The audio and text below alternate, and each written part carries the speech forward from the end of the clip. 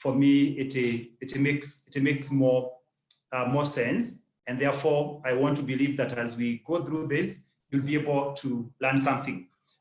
For those who may be new to me, I don't see so many new faces. My name is Bernard Warui. I am a mentor, I am an auditor, I'm a pastor, I'm an author. And there's somebody who noted and told me you should have said you're also a father and you're also a husband. Yes, I am. And I thank God for each and every of those.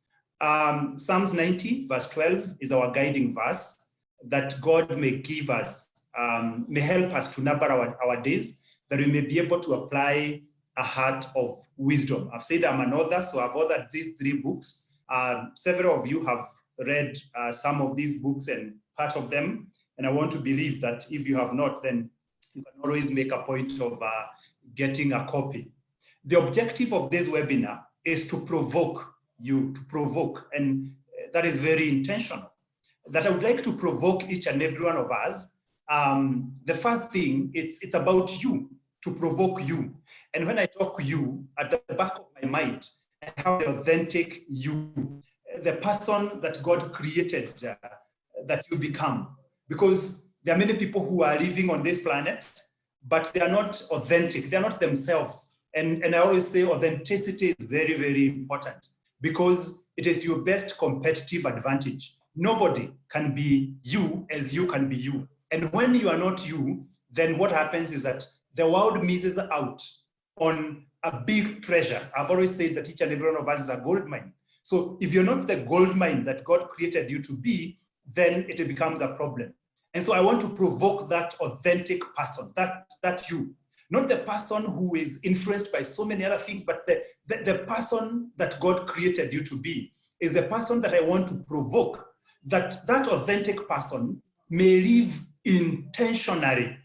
And this is very key, and that is why I've capitalized that I want you to live intentionally, to be intentional in terms of how you live your life, to be intentional in terms of how you live your life, so that you don't fit within just a context that you find yourself in, or you don't just fit within what the world has presented to you, but you may take charge of your life, that you may be in charge.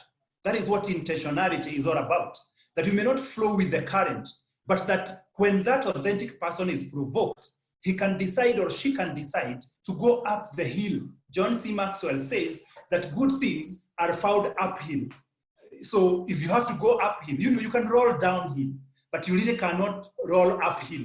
It takes a lot of intentional efforts for you to go uphill. And the reason why I want to provoke you is towards the fulfillment of your God-given purpose. That is something I also believe deep within my heart, that for each and every one of us, God has placed us here on planet Earth with a purpose. There's a reason why we are here. And so when you become authentic, and then you are intentional, then what happens next is that authentic person can only fulfill their God-given purpose. But when we are not authentic, then we miss out on that God-given purpose. And therefore, as we talk about personal life audit, I'm thinking about that. I'm thinking about an authentic person who is intentionally living their lives towards the fulfillment of their God-given purpose. Their God-given purpose. For each and every one of us, there's a purpose that God has given us. I've split this presentation into the introduction. We then look at the stages of personal life audit. We will think about tools and resources that we can use to do this, and then we'll have a conclusion. And I would be glad if many of us that are in here will share their thinking, their takeaways, and what this has provoked you into. And in case we have any questions, then we will be able to get there. And I want to believe that I'm not the only person who would have the answers, but I can see people here who I know are very rich and they can offer answers to this. So we will do that. We will not like have this is conclusion, this is no, different slides, but that is the flow. That is the flow that we will take. At the introduction bit, I want to answer the question, what is personal life audit? If you go online and Google or search for personal life audit, you'll get very many definitions. But as I thought about this, and I believe by the help of God and as I have gone through life, because this is something that I have done for my own life, and I found it very useful. And that is why I took the burden to come and share with you, is that this is an intentional, and I've talked about intentionality. This is an intentional review, an intentional review. And if you look for synonyms for review, you might find investigate, you might find things like clarify, you might find things like question, you might find all these things. Doing that to your life, investigating your life, reviewing your life, trying to search every corner of your life, because just like a room that has many things, there are corners in our lives that if they are not checked well, they can harbor enemies. They can harbor enemies. Just this week, we decided to do some construction in my compound, and there was a heap of stones that was lying somewhere on the way where we were to do that construction. And therefore, we decided that we needed to remove these stones. As we were removing these stones, we found a snake comfortably lying, and is it lying or sitting? One of those. Just there, relaxing and not having any trouble. And I could tell that it had been there for quite some time. It had been there for quite some time.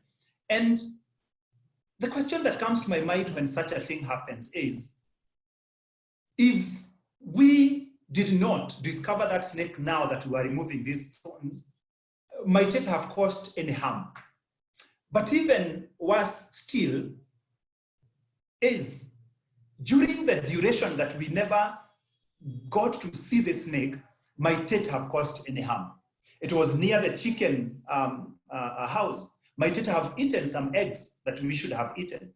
And this tells me that every now and then, we need to intentionally search every corner of our lives, trying to see, are there things within my life that I need to get rid of? Like now we had to get rid of that snake that may not cause any more harm. But you may also find good things. You may find something that you have been looking for a very long time, and you didn't know that it was useful. But as you look for it, you're like, oh, this thing is still here. Or you mean I have this. So you discover good things, but you could also discover things that are harmful that must be dealt with. That is so it's an intentional review of all or some aspects of our personal life. So this is quite personal, very personal. And one of the things that is very important as you look at your life is to try and avoid pointing a finger outside your life, because almost everything that we go through, whether we are very successful or not, has something to do with us, has something to do with inside us. And so as you do your personal life audit, it is important for you to take it as personal, not pointing a finger outside there. Why should we do a personal life audit? Why should we do a personal life audit? The first thing that is very important for me is to assess if your life is still on course. And what I always say is that life is a journey, and every journey has a start point. It has a destination. And very important, there is a purpose why that journey is being taken. I'm doing this seminar from a place away from my home to get some good network. So I started a journey from my house, and I was coming here to this place. And the reason why I was coming here is because I wanted to come and ensure that this broadcast comes to you with the clarity that it is coming to you, believing that it is coming to you with a lot of clarity. And if not, you will let me know. And therefore, it is very important for us to know where we are coming from, to know where we are going, but more importantly, why are we going there? Why are we going there? And therefore, a personal life audit, this review of all or part of the aspects of your life will reveal, are you still on course? Are you still on course? And sometimes even, are you still on time? Sometimes even, are you still headed to the right direction? And that is very, very important. Number two is to assess utilization of opportunities, strengths, and available resources in your life. And these three are very important: opportunities, strengths, and available resources. Because if we miss out on the opportunities that have been made available to us, we will find ourselves lamenting, feeling like we are left out, feeling like we are not getting the best out of ourselves. But it is not because we don't have the ability, it is not because we don't have the resources to be able to do what needs to be done. It is because we missed out on opportunities where we should have applied what we have. That is very, very important. So opportunities, strengths, because every one of us has strengths within themselves. And you have to get rid of everything that interferes with the utilization, the good utilization of your strengths. And I say, like John C. Maxwell, that we need not pay a lot of attention or take so much time thinking and trying to work on our weaknesses like we should work on our strengths. Because if you were to draw a rectangle and divide it into two and say that one bit is your strengths and the other bit is your weaknesses, if you work on increasing the area occupied by your strengths, what happens is that your weaknesses are diminished. Not diminished, but really, the impact of your weaknesses are diminished. So if you capitalize on your strengths, if you capitalize on areas where you do best, what will happen is that the impact, the disadvantage that comes with the weaknesses that you possess is minimized. Because you may never be able to eliminate it to nil, but you can minimize it and be able to deal with that. But more importantly, opportunities and strengths are only useful if the resources available to us are utilized appropriately. And so as you do a personal life audit, you are able to look at all these areas. What opportunities have come my way? What strengths do I have?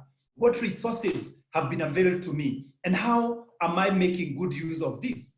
Many times we miss out on what is our strengths. Why? Because maybe we are not looking inside. And that is why I want us to concentrate on looking inside at the person. We are looking outside.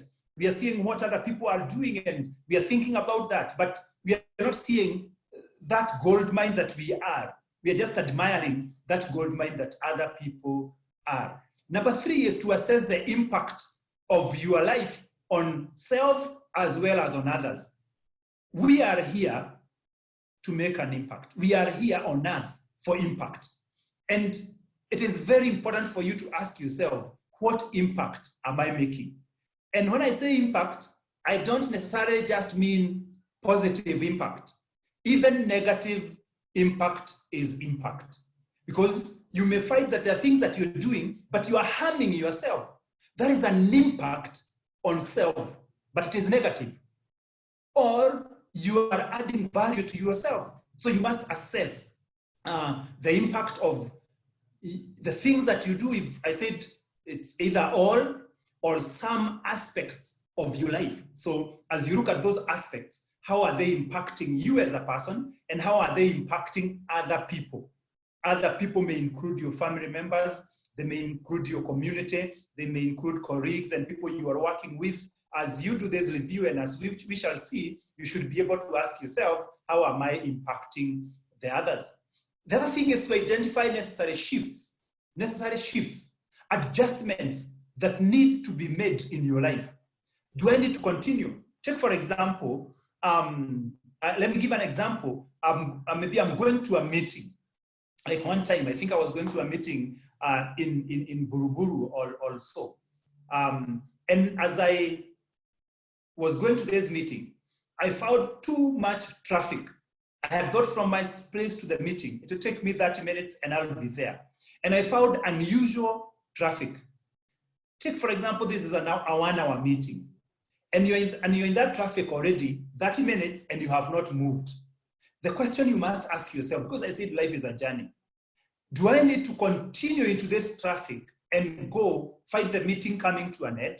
Or are there necessary shifts that I need to make? Are there necessary adjustments that I need to make? Do I need to send an apology and get back home and utilize my energy on something that is more useful? And when I say this, I must be very careful that we are not making adjustments, we are not making shifts out of mediocrity. It's not out of mediocrity. It's an objective consideration of the prevailing circumstances, an objective consideration of the expected output, of the expected destination, and making a very objective decision. Do I need to continue on this path, or do I need to change? Are there adjustments that I need to make? The other thing that is very important is to identify and make use of unutilized resources, unutilized opportunities towards the fulfillment of your God-given purpose. And I've talked about opportunities, I've talked about strengths and resources, and I don't want to take so much time to speak about that now. On that slide, I hope people can see my slides on their phones. Sometimes you may be on a Zoom call and you don't realize that there are slides that are being shared. There is a picture of boats and men working on those boats.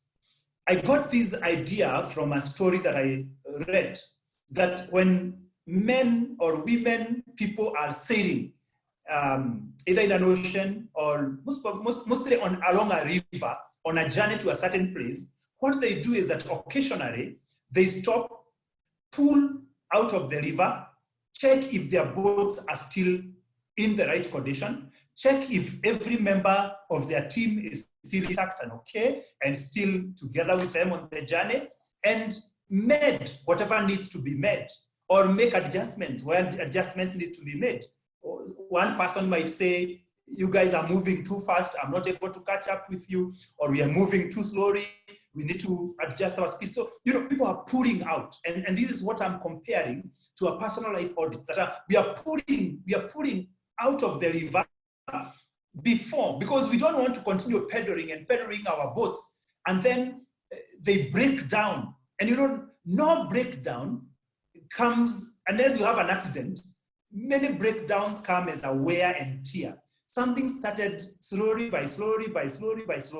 Meaning, if you checked it before, you would have been able to replace it before it broke and it couldn't move. So you don't want to continue on your boat, and being in water is very risky. And you're in the middle of the river, you're in a turbulent place, and your boat just breaks down. Because of something, if you had pulled out a few minutes ago, you would have been able to repair or take care of. Or think about volleyball. When we were in school, we would have volleyball.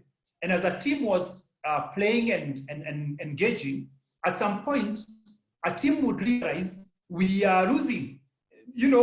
We seem to be losing and losing. You don't continue pushing when you're losing. They would call for a timeout. Get out, take some time, review their strategies, and be able to see how do we move forward. Is a personal life audit an event or a process?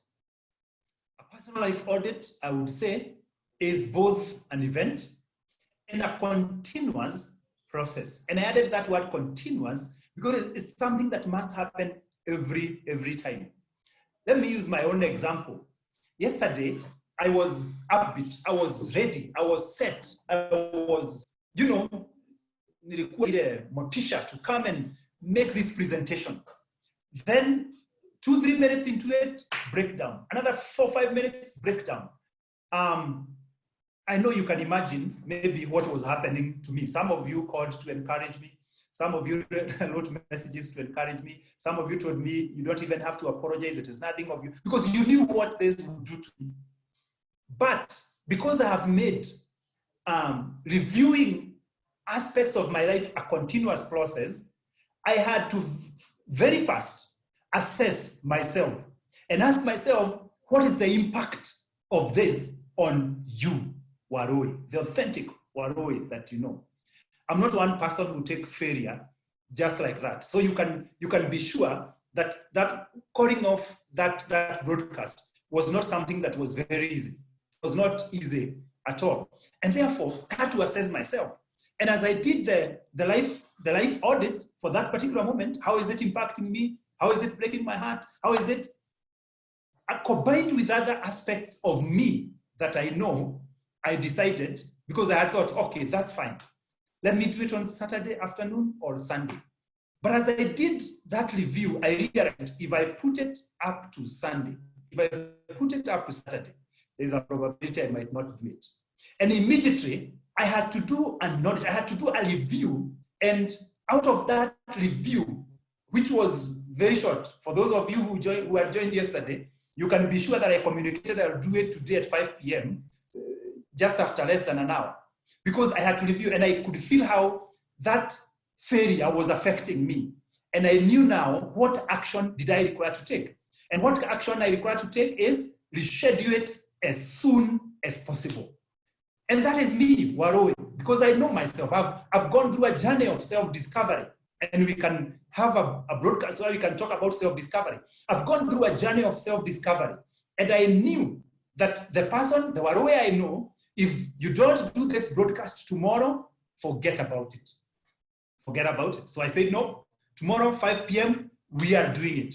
And I'm a very fast decision maker. I've assessed myself, and I made a very fast decision. I contacted, a few people contacted my designer. I'm not the one who designs my poster, but you realize within less than an hour, the poster had been amended, everything had been done, I had sent it out, and I was already getting feedback. Because a personal life audit is a continuous process. You must keep assessing yourself in terms of every event, so that you're able to know, what do I do next?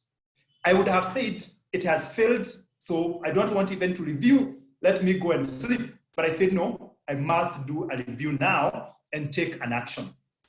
It is an event because once in a while, you must routinely pull out, like I said about the boats, like the volleyball team, like the halftime in the football match.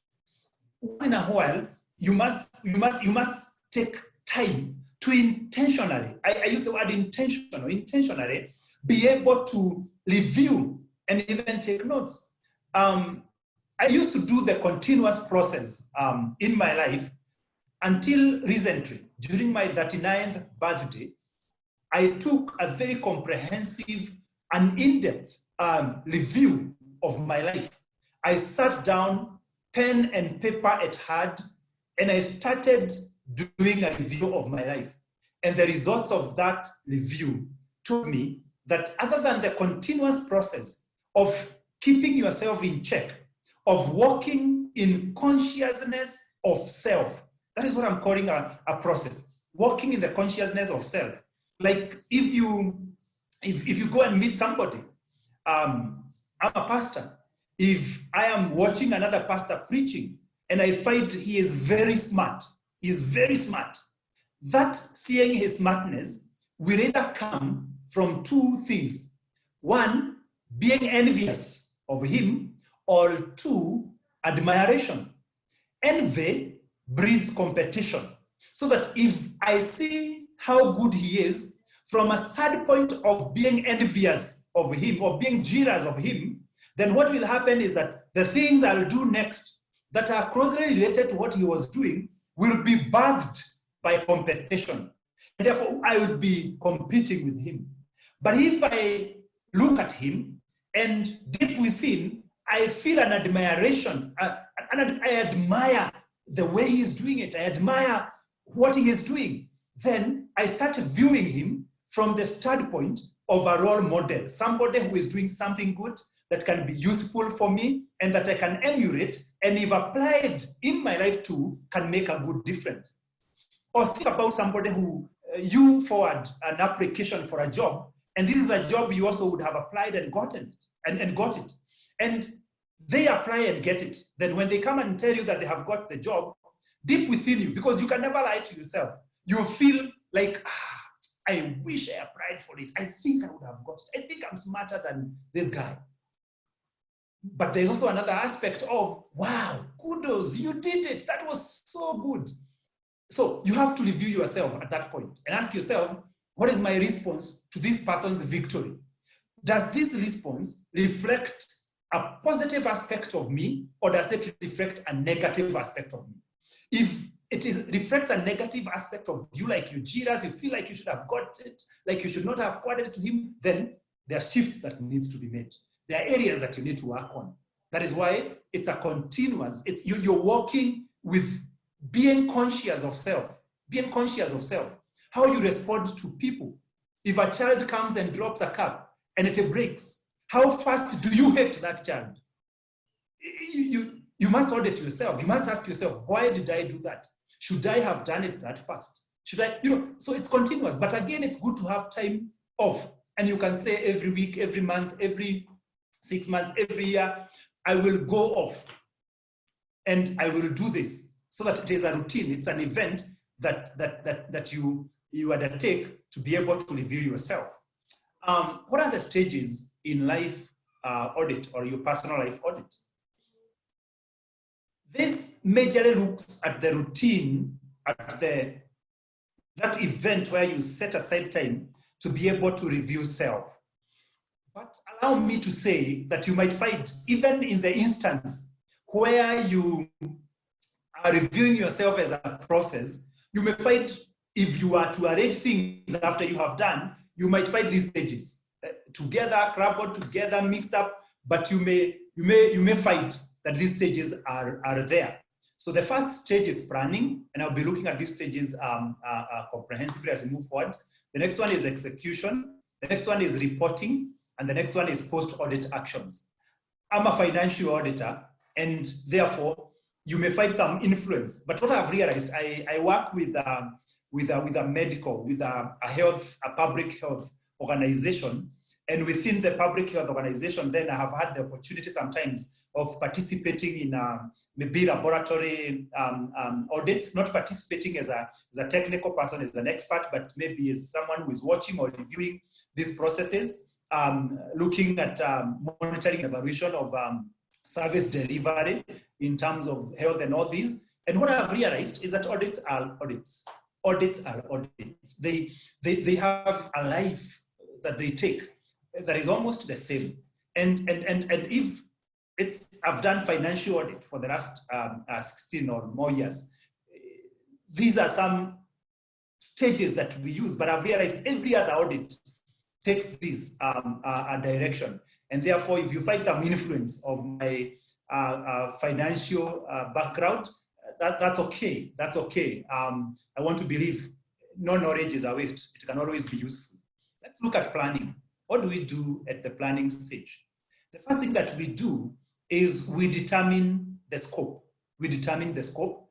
And I'll be talking about the scope later. So allow me not to say so much as that now. But you have to determine the scope. You have to, I define intentional as resolve, planning, and executing. Those three. That's how I define being intentional in life. You resolve, you plan, and then you execute.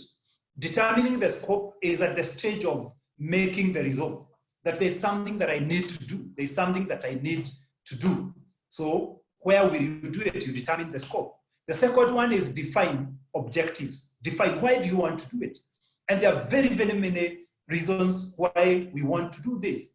Why did I want to do an audit of my response to the network failure that happened yesterday?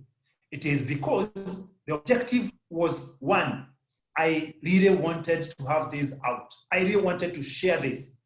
And therefore, I had to define my objective. And so if my aim is sharing this, then I had to decide, if I say I'll share on Saturday, I might not be able to do it. So what must I do? I must do it now. So I have to make a decision that it has to be done now. So the other thing that you need to do is identify the auditor. Identify the auditor. Who is going to do this audit?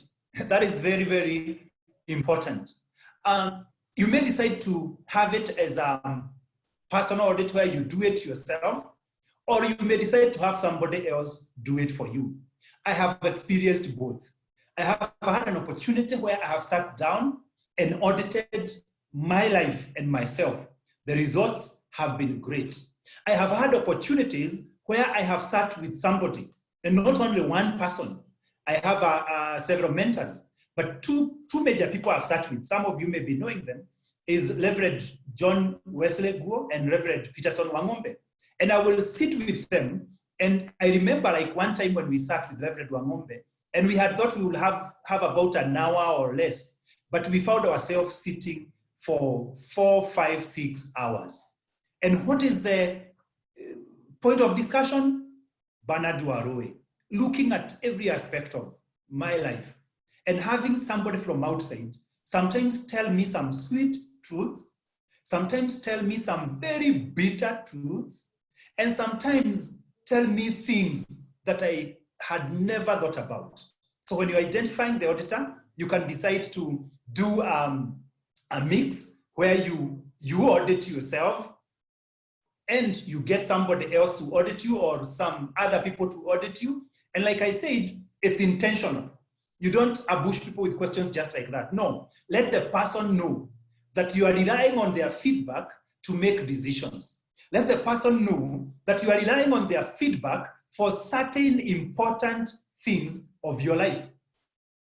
And not everybody can do that. It's people who have watched you, people who have been intentional. I remember when I sat with my friend, Reverend John Wesley. I want to believe they have no problem me mentioning them, because this is something that we do and I'm very proud about, is that, but before we sat, I could tell he had looked at very many things that I do. He had followed me for a while on my social media platforms, on the WhatsApp groups where we are both in. He had looked and seen my contributions and the things that I do. He had looked at how I preach, how I do things, and all these things. And so when we sat down, it was an intentional effort. Therefore, it's not something that just happens. It's not somebody making a comment, well, unafuaga na maringo sana, and then you say, oh, maybe, I think I need to. No, it's very intentional, not just a passing thing. The next thing that you need to do is develop the tools. Why develop the tools must come after defining the scope, the objectives, and the auditor, is because these three will help what tools you have to develop. And then set timelines. How are you going to carry it out? Then when you come to execution, I don't have much to say here. Entry is more of introduction, is more of defining why we are here, if you're using an external auditor, so to say, or if it's yourself, it's saying, this is what I'm doing. It's really a brief that does several things. So 1, it introduces the subject. 2, it defines the objectives. 3, it defines clearly the tools to be used, sets the timelines, agrees on a way for. So it's an entry. It's a moment of getting to acclimatize, getting to everybody on the same page, that these are my expectations as the auditee, and these are my expectations as the auditor, and are we reading from the same page? After that, I call the next one data correction. It's not as mechanical as that, but it could be a session where you are interviewing, you are talking to each other. It could be instant, or it could be a duration. Like I said, when I was to meet Reverend, before he met me, he went checking. After. So the first bit was to agree that we need to start something, and this is what we need to start. After that, then he took some deliberate efforts to look at certain things that needs to be looked at. Look at how I do this and that. That's data correction. And I want to believe as he did that, he analyzed this data. And even if you're doing your own personal audit, you have to do that. You have to correct data. Ask yourself, for the last, if maybe, and we'll come to scope, you're looking at your financial habits, you're looking at your monies. You have to ask yourself, like, for the last 1 year, how have I been utilizing my money? So you may want to put together your M-Pesa statements. You may want to put together your bank statement. You may want to, before starting to get very specific to know every transaction. Why did I send this money here? Why did this one go here? So that is just one aspect of the financial bit. If I want to look at, I've been a pastor for the last 14 or so years, then I have to try and sometimes I gather data. Sometimes I want to go back and look at my sermons back in the years and listen to them and analyze them. And I've been sharing some of these. As I share these sermons, there are questions that I will keep asking myself. And the questions I'm asking myself is, am I getting better? Am I growing? Am I becoming better, or am I becoming worse? So data correction, data analysis could be done at the same time, but must be intentional and deliberate. Clarifying arising issues. Maybe why did I do this?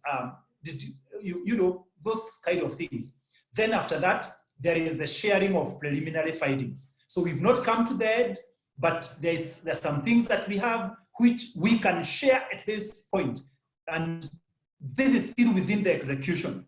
Because when we are sharing preliminary findings, there is a possibility of clarifying some issues. Somebody might say, I've realized you have this habit here of this and this and this. And you can explain, maybe you had not explained. And there are things that affect us. There are things that affect us. There's somebody who will tell me something, and I know, and I have been told before, and I remember discussing with my mentor this, you know, somebody, he says something, and I'm able to tell her, wow, I can tell you where that is coming from. I need to clarify this. I grew up amidst girls. I don't have a brother. I grew up with girls. So there are some things that may come out as findings, but when these preliminary findings are shared, you clarify, and this auditor, this person, this mentor, this person looking at your life is able to say, oh, now I understand. So when he is making his final findings, this finding might remain because it could be important, but with that clarity, it might bring about some modification. So it is important for you to have a time where still within execution, you are able to share preliminary findings. After execution, we have reporting. If you go online, you'll find all manner of report doing, but as I was thinking, I came up with these 5 things that are very important from every audit that you do, whether it is you who is doing it or an external person is doing it. One is the thumbs up, saying, well done, well done. Here, you performed very well. You did very well. The way you address that crisis, you did very well. After I do this, I'll have to review myself. I have to do a personal audit. And that personal audit will come from when I started preparing. It will look at the crisis that came yesterday, and it will come even to today, and what may be born out of this session. So I must have some points I'm saying thumbs up. There are places I will say thumbs down, up, you didn't do very well. You didn't respond appropriately. And then the question I'll be asking myself is, what are the risks? What are the risks that comes with this thumbs down? But if I was not able to take action like I did in the thumbs up, are there any risks that would have occurred? And based on these, then what recommendations can I make, both to myself? I remember one of the things when I did my self-audit at my 39th birthday, one of the areas I checked was my relationships. And I was able to get thumbs up because of certain relationships that I had made and certain things that I had done. But I was able to also get thumbs down in terms of establishing certain kinds of relationships, especially relationships that challenge you. I tell people in relationships, there are several things. You have people who are your cheering squad. They clap for you and they tell you are doing well because, and sometimes not because you're doing very well. You may be surprised. Sometimes it's not because you're doing very well. It's because they're just a cheering squad. And God has put them there for that reason. There's also another group that challenges you, And what I've realized, this group that challenges you with time outgrow them. So that there is somebody who, when I got into ministry as a pastor, would challenge me, do this, you should do this, you should do this.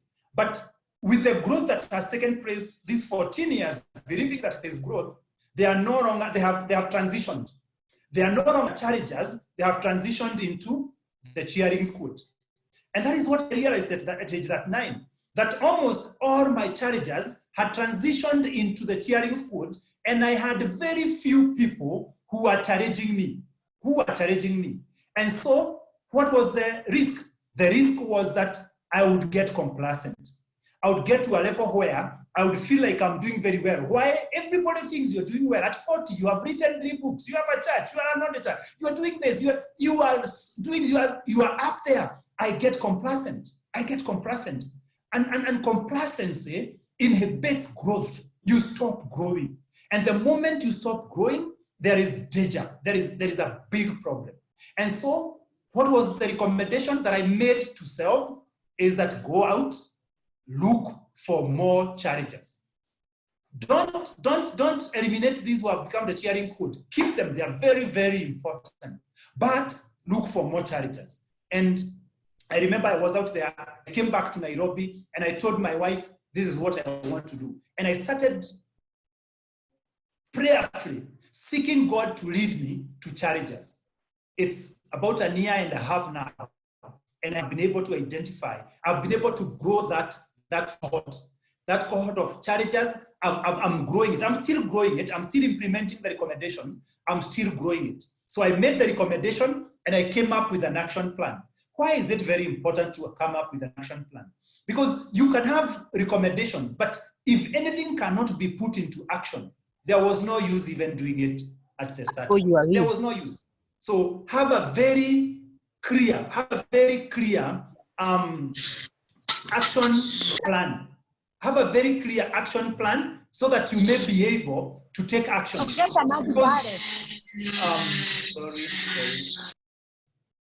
Because if you don't have an action plan, you will not act. What makes up an action plan? And I will borrow from my financial audit background. An action plan is composed of what is the fighting? What is the thumbs down? Most of the times we come up with action plans for thumbs down, but sometimes it's also good to come up with action plans for thumbs up, because there are things that you may be doing very well, but you didn't know. And now you need to take intentional efforts to see that you maintain the benefits that come from these things that you're doing very well. So what is the fighting? What is the fighting? Number 2, what is the action that you are going to take? So the recommendation is in your other report, if you're doing a formal report. What action will you take now? It doesn't have to always be the same action as the recommendation, because the person who was auditing you might have made a recommendation, but they do not have full knowledge of your context.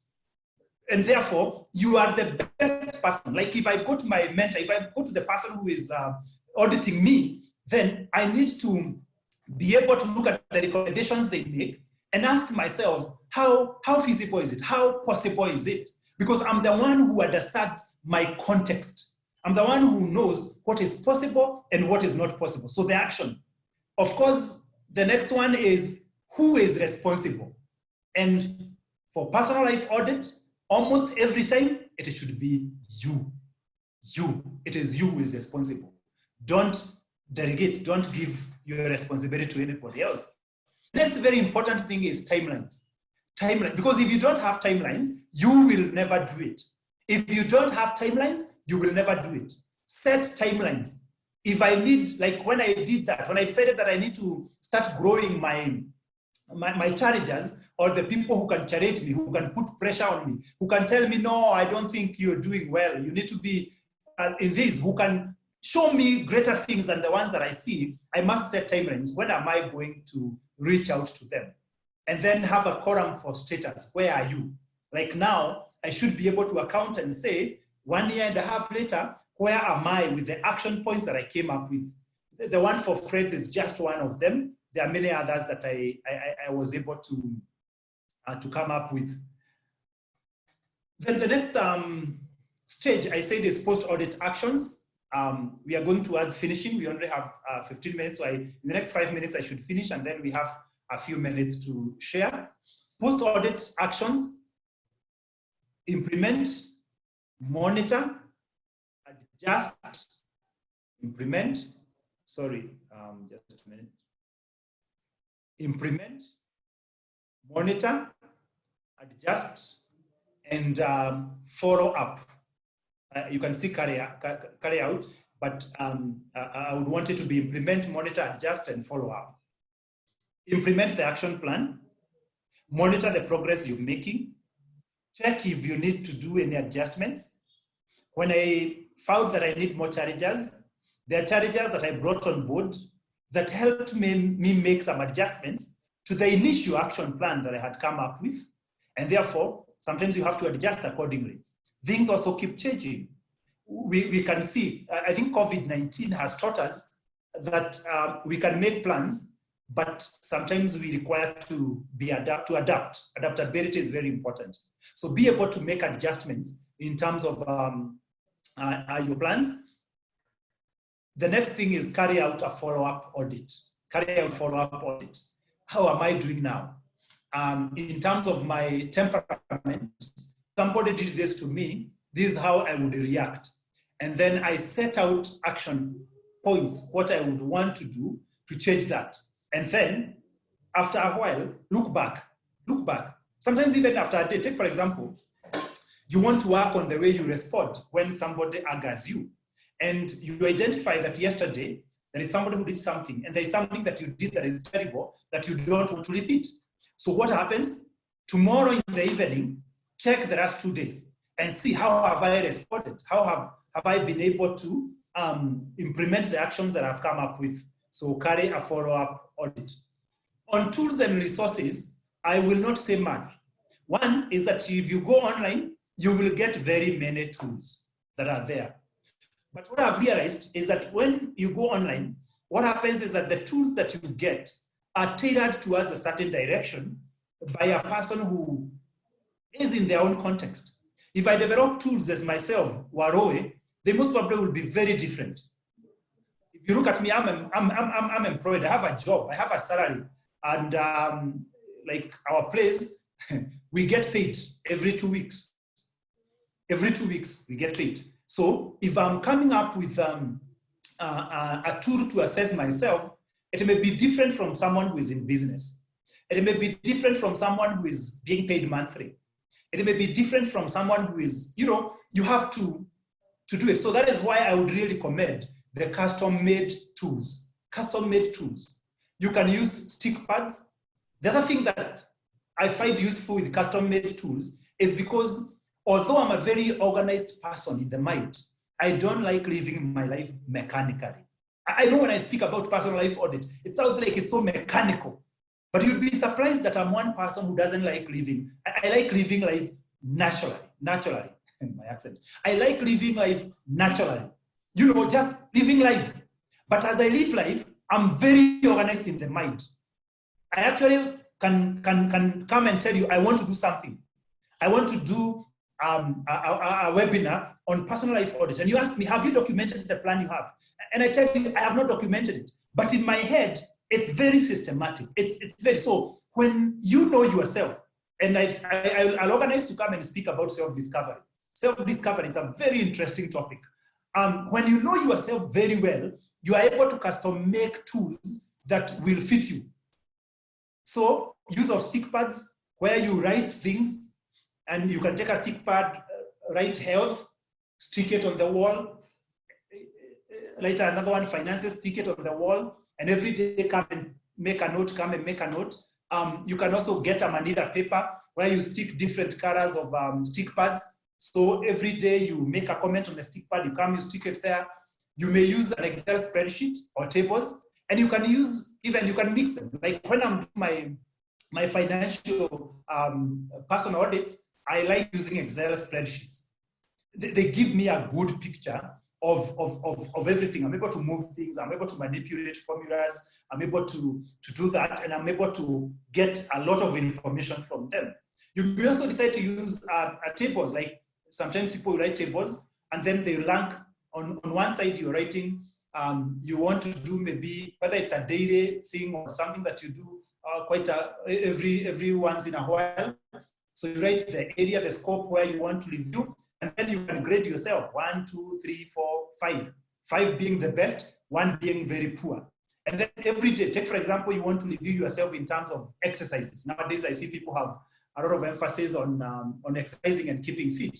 And so you could decide every day, you could use a calendar and have every day you want to rank yourself. Did you perform 1? Did you perform 2? Did you perform 3? And at the end of the month, you want to tally and see, are you best? Are you not doing well? Or where are you? So you may use tables. One thing that I use a lot is a notebook. I always have a notebook with me. And my notebooks are a wealth of things, of knowledge. One thing that I do with the notebooks that sit next to me, whether I'm in the office or I'm in the house or I'm anywhere, is that whatever comes to my mind, I note it down. I jot it down. I write it down. Because the other thing about me in my journey of self-discovery is that I'm very forgetful.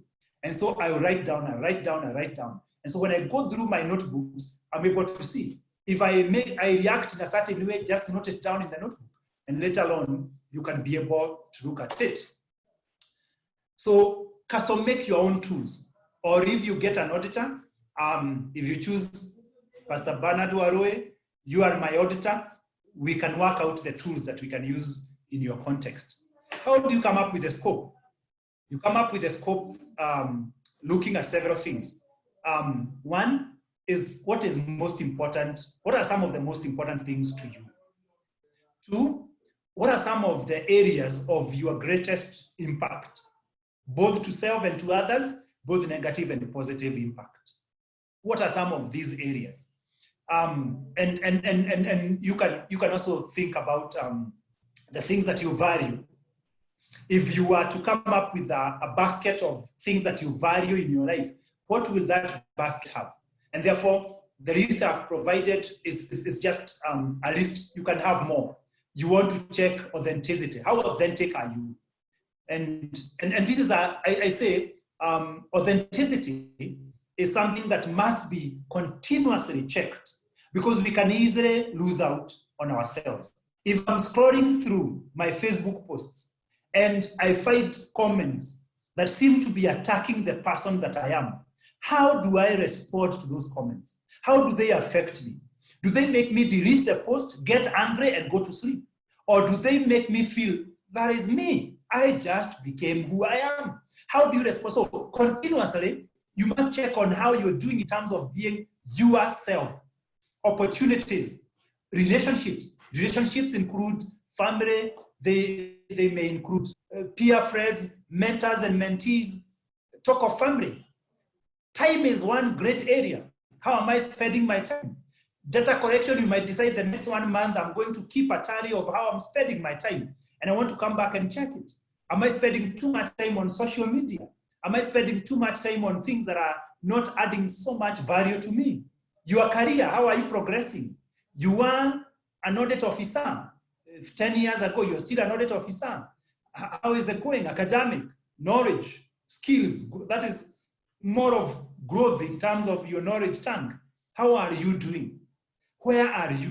Is there any improvement? Is there any addition? Spiritual journey, walking with the Lord, very important. Health, how are you doing? You know, sometimes there are things that happen to us, and it's very dangerous. When you are not intentional, you can get sick and you own a disease. You start, almost every day you have headaches, every day you have stomach aches, and they continue because you don't intentionally look at your health and ask yourself, where did the curve start shifting? You find like it's normal. If my stomach is running, it's normal. You get used to such things because you're not intentional in terms of reviewing how your health is going. And then you go to a doctor once and the doctor tells you, I wish you had come 3-4 months ago. It's very important for you to do, when you're doing a personal life audit, to check also on your health. Finances, very, very, very important. So that is on scope. I think I should maybe stop there and ask if there is anyone who has a question or a comment, and if we have any takeaways. I hope you can be able to unmute yourself. I have spoken for long. I hope I have not bored you through the speaking, but I hope that somebody can just share something. If you have a question, you can raise it.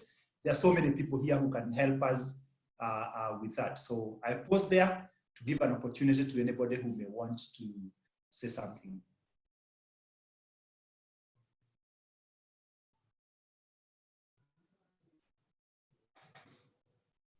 If you're not able to unmute yourself, just tap on raise hand, and I will be able to unmute you so that you may be able to make your comment.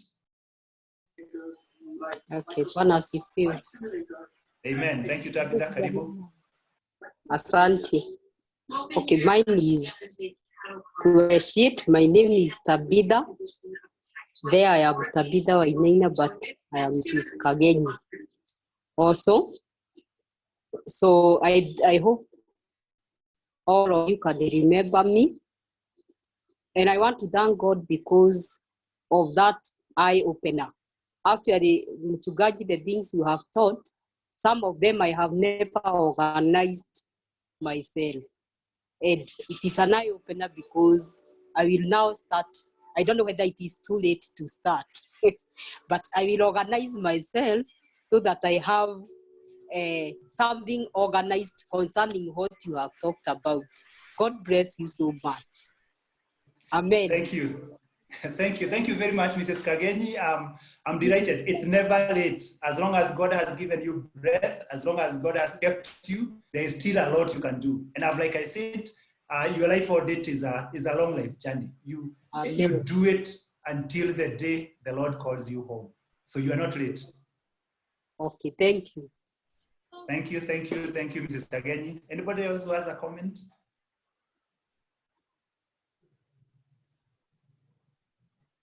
Okay. Okay, praise hello. The Lord. Amen.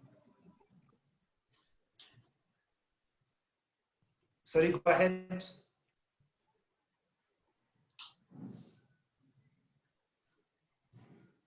Okay, somebody said praise the Lord. Naomi, did you want to say something? Hello. Hello. Yes, yes. Naomi. If I may ask, yeah? Is it easy to get someone? Hello, you can get me? Yes, if I may ask, yeah? Is it easy to get someone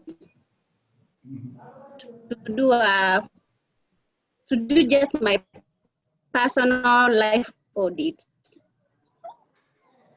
Yes, yes, Naomi, it is easy to get. Question. Yes, I got your question. It's easy to get. Hello, I can hear you, Naomi. Can you hear us? Can you hear? Yes, so what I'm saying is that Naomi is asking. Yes, Naomi is asking if it's easy to get someone. Yes, it's easy to get someone. My recommendation is that this should be someone who, there are two ways of going about it. You could get someone who is like a professional, like either a coach or somebody who can probe your life, who can ask you questions, and out of the questions they are asking, they'll be able to make certain conclusions and be able to guide you. The second one is that I find mentors very good. Someone you have walked with through the journey of life, somebody you have been open to, and now sitting down and deliberately telling them, I want you to audit me and to tell me this about my life. Of course, the people who are close to us are also very good, our husbands and our wives, sometimes our children, if we have children who are grown to a level where they can do audits. And these audits are in different areas. So you may find different people. Even my 8-year-old or 13-year-old can tell me certain things in terms of the way I treat them, the way I respond when I come home. So really, there's so many people who can do it. So you can choose a professional, you can choose people you are close to, you can choose a friend. You may have a friend you have been together since high school. They know you. They'll be able to tell you, I've worked with you for 10, 15, 20 years. This is what I can say about you. So yes, it's not hard to get someone. Mugo Bernard, I can see your hand raised. Mugo Bernard, go ahead and make your comment. Okay, thank you so much. Mine is I'm thanking you, Pastor Warui, because of bringing this on board. It's really an eye-opener and to me, because I never thought that a person can do an audit. We always hear audit for companies, and I didn't think that we can do a personal audit, but the way you have explained it and taken us through, it has really opened my eyes, and I have seen the loopholes where I'm going to correct. And I know even as I continue maybe taking shape in all the spheres of my life, I'll now take a new trajectory. So thank you so much. You are welcome, Bernard. Thank you very much for those comments. I'm seeing it's already 6 p.m. I think we might have to bring it to an end. I also have to leave and get home before the curfew. So unless there is someone with a final comment, this presentation has been recorded. And so depending on where you got this information from, you can drop me, you can inbox me on my Facebook page, you can inbox me on WhatsApp, and I can share the link if you want to go over it again, or you want to share it with your friends. I'll provide a link where we can be able to access it. I'll also be willing to send the slides that I was using to any who need. I've seen somebody requesting, so I'll do that. All you need to do is to just inbox me on Facebook, inbox me on my WhatsApp number. If you want it on email, I can also send you by email. Just send me and I'll be able to do that. Otherwise, I'm very grateful. This is a beginning of a journey. I want to believe that God will give us another opportunity to come together and share more, because I believe we are gold mines. There's a lot that God has deposited in us,